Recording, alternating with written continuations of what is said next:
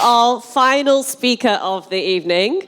We're going to be joined by Andy Laws. Andy is a senior business development manager at Braze, and he's going to be talking about the science of high performance. So Andy is a former elite level athlete, and he's transferred his skill for high performance into his sales career, achieving 3 promotions in 4 years from BDR to senior BDR manager at Braze, booking 140 enterprise meetings and sourcing $7 million in qualified pipeline. With Braze, he's experienced the wild ride of achieving IPO as a company and has supported the scaling of the EMEA and APAC BDR team from 2 to 20 plus reps. He is the Sales Confidence 2022 Top 5 SDR leader and a strong believer that, rightly so, pineapple does indeed belong on a pizza. Note to time the caterers this evening.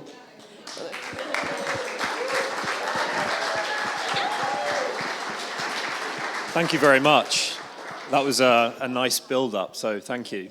I'm going to kick off this talk by probably just giving a little bit more detail and background in addition to that very, very comprehensive introduction. But if we could have the next slide or the next couple of slides, that would be appreciated. You can move on. Yeah.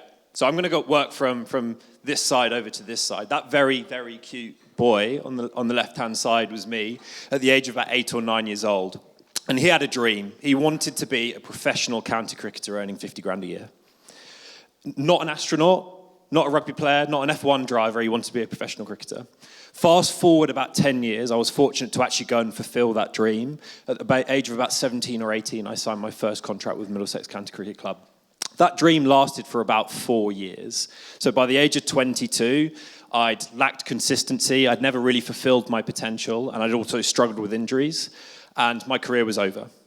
I then spent the next 3 to 4 years or so after the end of my career working out what the hell I was going to do. I went back to school, I got a master's degree, and then in the end, I ended up working in marketing for a short period of time, and then my girlfriend, who's actually in the room somewhere, who's a sales development director at Duro, suggested maybe you should give being an SDR a go.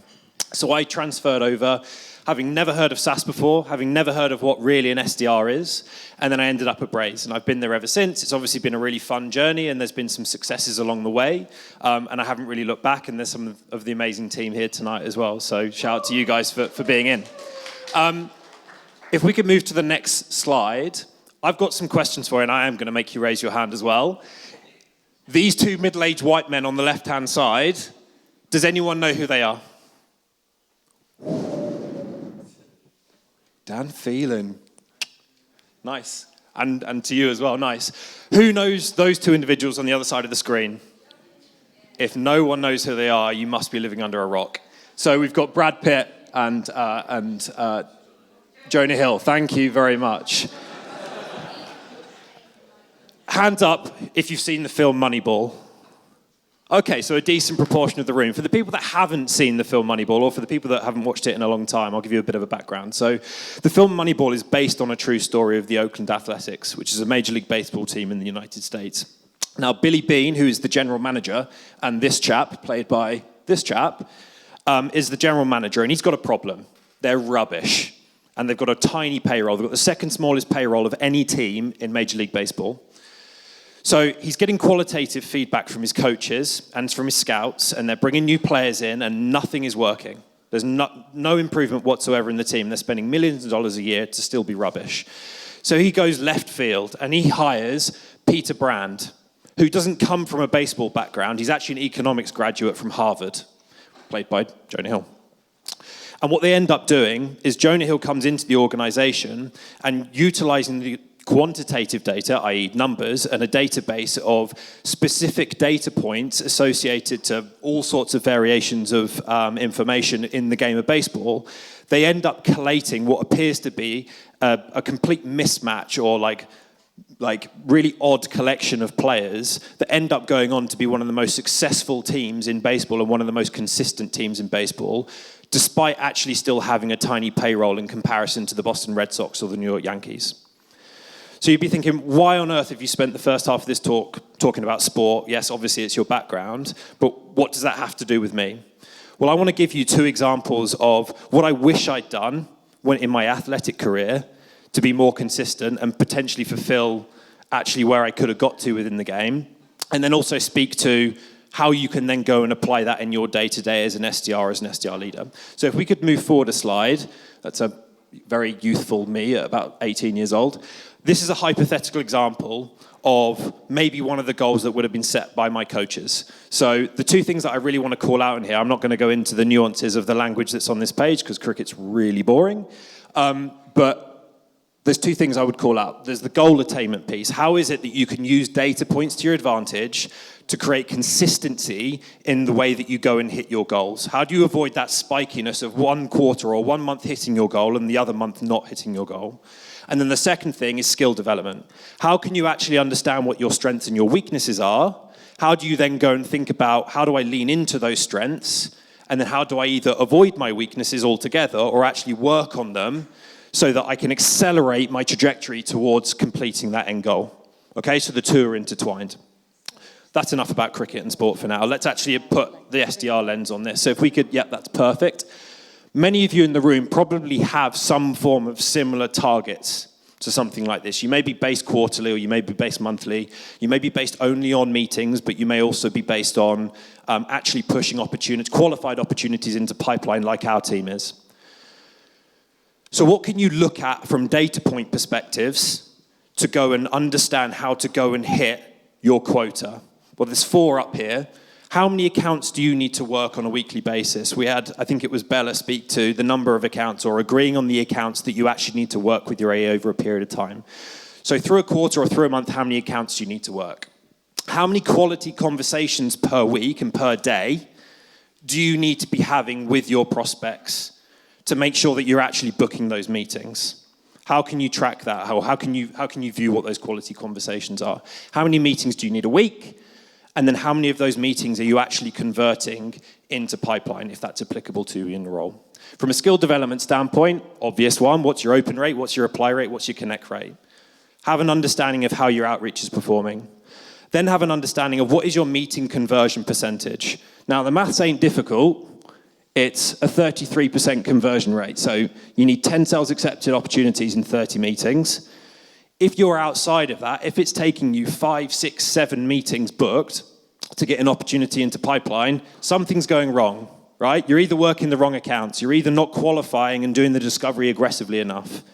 Are you getting enough prospects into those opportunities early enough to make them sticky, to give the AE confidence to progress them forwards? All applicable variables to try and bring the meeting conversion bit down.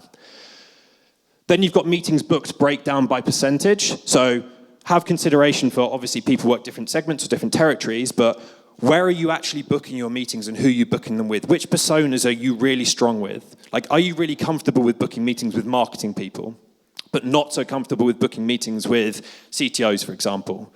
Lean in. Go and upskill yourself on actually what's going to make the difference when it comes to booking a meeting with a CTO. What do they care about? Then have a think about the company size. Like, if you're split by mid-market or enterprise or SMB, you might have some restrictions there. And then by industry, right? Do you have particular industries that you have a passion for or that you're strong in that you can go and spend more time in? Do you need to upskill yourself across other industries to understand what your value prop is?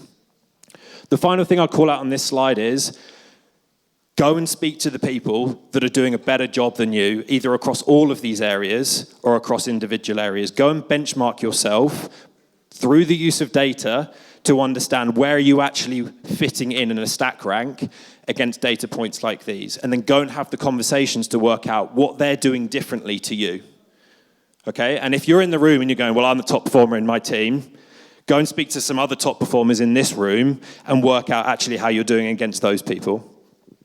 So if we move on a slide, the final data point that I want to talk to is company-wide data, and this is the one that I really champion with our team because it's really interesting and really powerful.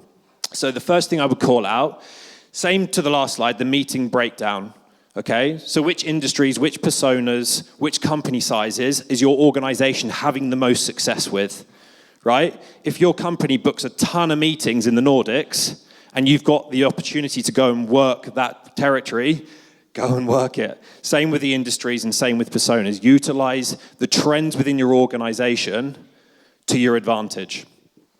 The close one breakdown, same principle. Where are you actually winning business? Ultimately, you're going to want your name attached to as many logos, net new logos that are coming into the organization as possible so that your personal brand is strong as you go through and you can quite clearly see you've got a tangible impact on the business. Opportunity progression by number of prospects. I think we've touched on this already. Like, understand how many prospects it actually takes to go from no conversation through to close one, and how can you go about trying to multi-thread as quickly and as efficiently as possible, not just from a hierarchical standpoint, but then also across departments, right? The more cohesion that you've got across departments, particularly in enterprise, the better opportunity you've got at progressing your opportunities, both through into pipeline, but then also into close one. And the final thing I'll touch on is close lost opportunities. And there's two ways that we primarily use this data. The first way we use it is to understand where we are losing business, right? Is there a particular industry or other competitors in your industry that are stronger in e-commerce, for example, right? Or particularly strong in gaming, for example, for us, like we'd have consideration for those. Do we need to steer clear of those? The other way that we would look at it is actually close lost opportunities is a good thing. Because what we've done at some point in the past is had a conversation with that organization and with those prospects whereby we know that they kind of know what we do already, and we can go back out periodically and say, you know what, is now better? Is now the right time to go and have that conversation? And, you know, I think probably on a quarterly or a biannual basis, we'll look to have those conversations across, you know, close lost opportunities over a 24 or 36 month window, knowing full well, obviously, contracts are signed at that kind of length, particularly in enterprise. So with that in mind, I'm going to leave you with some takeaways. Hopefully they stick. The first one is be like Billy Beane and Peter Brand, right? The difference between the high-performing BDRs that I've had experience and exposure to working within our organization that have gone on and done great things as account executives, not just as BDRs, they care about the data, and they know that the data doesn't lie. All right, it's very objective. You can look at it and take direction off it very quickly and create consistency and also create efficiencies in the way that you operate. You're not wasting time in areas that you don't need to waste time in. Go and have a go at looking for the data yourself, whether it's SalesLoft or whether it's Outreach or whether it's HubSpot, whatever it might be. I'm not sure if I'm allowed to say other names.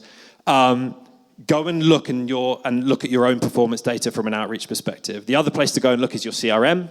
Try and go and understand whether you can source some of those other data points that I referenced before or something that's similar. If you're either struggling with that data or you'd like to validate that data, go and speak with your sales ops or your rev ops team, and then go and speak with your leader as well. Any proficient SDR leader or team lead should have a pretty good understanding of the data that exists in your organization and how to interpret it, right? So they can support you. And arguably the most important one here is just take action. Go and get into the data, as I said, about being Billy Beane and Peter Brand. Go and get your hands on some data, and then actually go and test it. Set some hypothesis for yourself as to what you think is going to push the needle in your performance, and then go and give it a go. The final thing I would say is periodically or fairly consistently come back to those hypotheses and actually just check whether they're working. All right? There's no point setting a hypothesis, working on it for 6, 7, 8 months, and then not actually understanding whether it's working or not. So, you know, every 2 to 4 weeks, go back, review. Does the data look the same? Does my performance look the same? Or have I made incremental improvements to the way that I'm working? So with that in mind, well done for making it through all 6 talks. Thank you very much for listening, and I'll hand it back over.